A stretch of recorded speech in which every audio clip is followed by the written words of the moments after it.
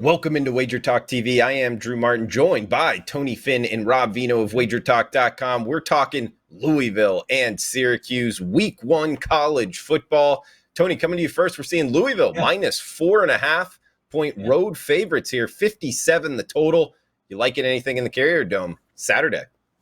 Well, when I first saw this number, I was taken back a little bit because I maybe it's part of the bias I have. I think Syracuse has been overvalued, and some of that overvalue is kind of washed away because of some of the seasons they've had recently, the inability to protect quarterback, et cetera, et cetera. And I know a lot of those variables are gone now, and that Syracuse has a pretty good rushing attack. And if you come into a dome like Syracuse, the visiting team typically wants to take the crowd a little bit out of the game. They want to be able to run the ball, and Louisville can run the football. In fact, I think both these teams have the ability to run the football. Syracuse might have a little better defensive line or defensive front than Louisville, and maybe a little better defense. But really, not that college is the NFL, guys, but in the NFL, quarterback is everything. And the way that the offense is set up, the rules are set up, and Malik Cunningham, fifth season, Malik Cunningham with his program is pretty darn good. In fact, this is going to be their best situation, the best, I think, personally, his opportunity to shine. And as a team is favored on the road in the Dome, I personally think that Louisville is 10 points better than the Syracuse team, certainly better. 7 points better, and I think the line really favors Louisville, albeit a season opener in the Dome. Syracuse, and we talked a little off air before we came into the segment about how full is the Carrier Dome going to be, how many people believe in Syracuse, how many people are going to show up.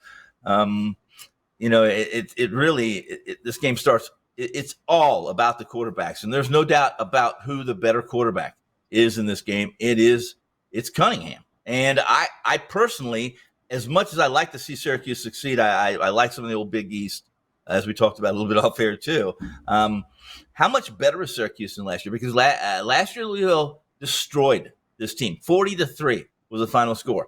Come in essentially in a pick'em situation. Again, a better quarterback and a Syracuse team I don't think can keep up if Louisville does what they want to do. I like Louisville by double digits, and I expect to see some good things from Syracuse as well, but not the final score.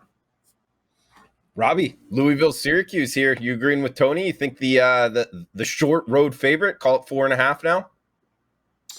Well, let me say this, and power ratings are early, Drew, but my power ratings suggest Louisville should be a 1-point favorite.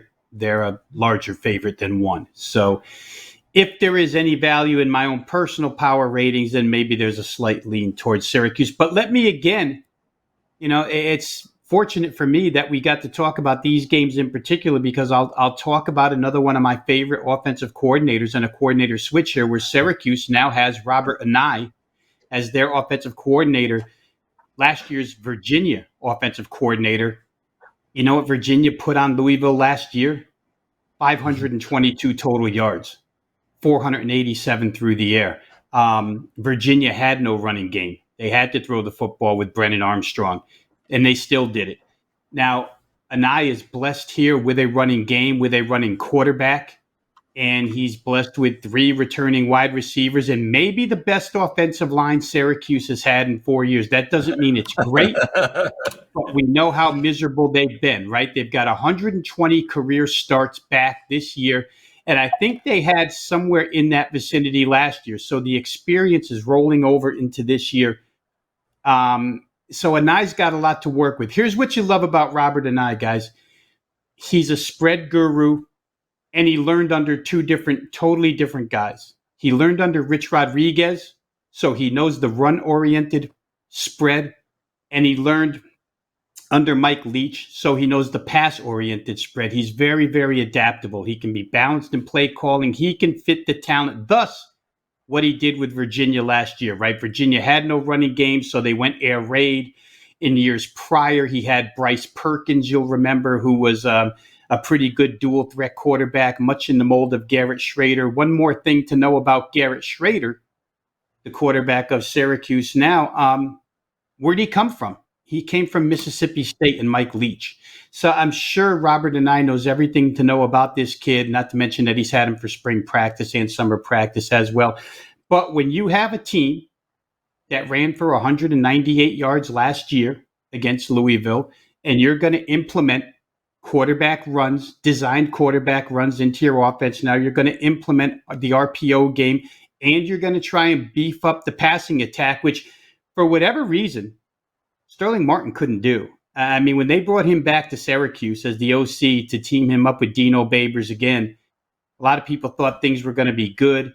But the offensive line was so bad that it got Tommy DeVito and all the Syracuse quarterbacks killed. Probably not the situation this time around, guys. So, Louisville got out quick last year.